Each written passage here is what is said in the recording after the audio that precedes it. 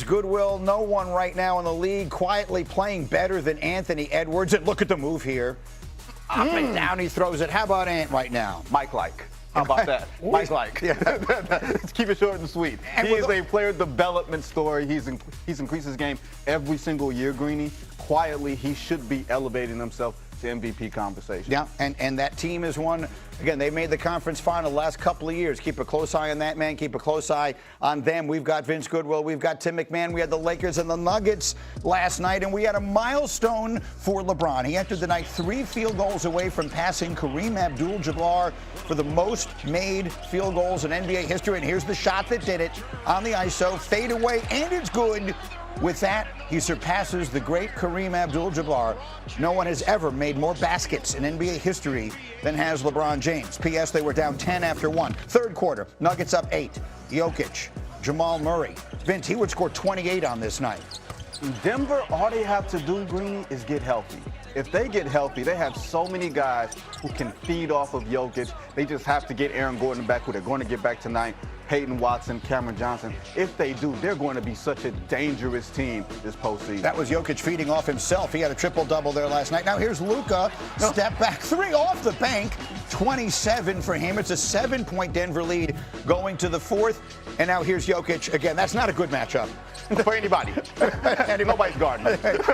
He had 28 and 12 and 13. 4 minutes to go. Lakers down by 6. There's LeBron. Takes a hard fall. Needed some time to get up, a little bit of an elbow injury. We watch it again. LeBron would score 16 points. The good news, whatever it was, not serious. He would go off the floor. It looked bad, but he would check back in quite quickly thereafter. Here's where the game's decided. 30 seconds to go. Nuggets by 3. Jokic puts it away. So on a night where LeBron makes some history, it is the Nuggets who get the win, 120 to 113. Also in this game, and it wasn't really easy to see, Luka Doncic got another technical foul. You see him here as the play continues. He looks, that's the most typical Luka expression. What? What are you talking about? But he got his 15th technical foul of the season. I want to bring Tim McMahon in on that conversation because for those of you not familiar, Tim, you covered the Mavericks. You were around Luka basically his entire career. What do we say about this? He's now 1 technical foul away from a suspension.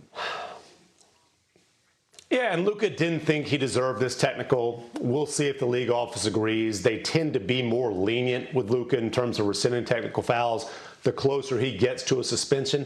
But it's not even really about the risk of a suspension here. Why didn't you see what Luka did to get a technical foul? Because it happened right after he missed a shot. He wanted to complain instead of getting back on defense. The refs weren't going to blow the whistle to stop the transition possession, and so they wait until it's a wide open 3 because it's 4-on-5 basketball. And that's the thing with Luka. Forget about the tees.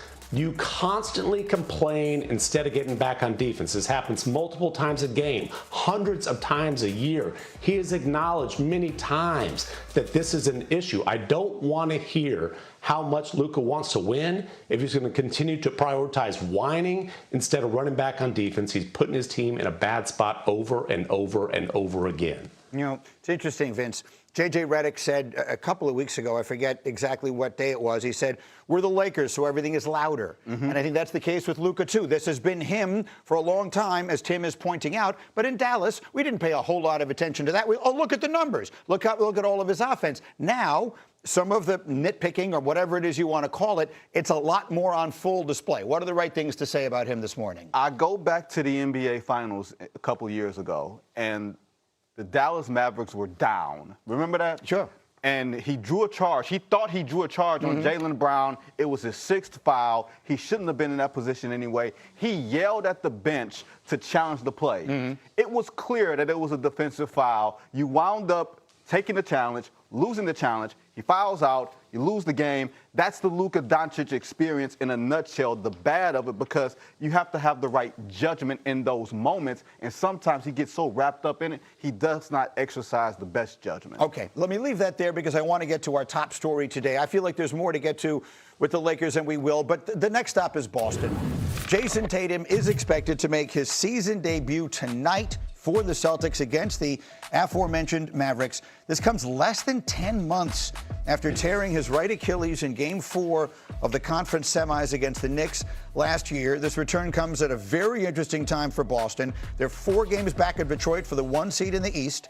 After today, they have a very tough 3-game road trip. Sunday at the Cavs, Tuesday and Thursday against the best teams in the West. They'll be in San Antonio and then Oklahoma City. This is obviously a fascinating story, and I will admit to being surprised. I would have said all along this year, this is a great goal. It's a great thing for him to say and them to say. But when push comes to shove, he won't play this year. Obviously, I'm wrong. What are the realistic expectations? I don't know, because I'm with you, Greeny. Like, Kevin Durant is the template for what we were supposed to see with Achilles injury recoveries. He took a year and a half, almost 2 years, 558 days. Jason Tatum has cut this time in half. Now, medical advances and everything else has accelerated recovery periods. Dominique Wilkins came back, and granted, that was 30 years ago, and everything has changed. But I wonder, and you're in the first year, Greeny, of a $315 million contract in a second apron era, where you also have Jaylen Brown in second year of a $285 million deal.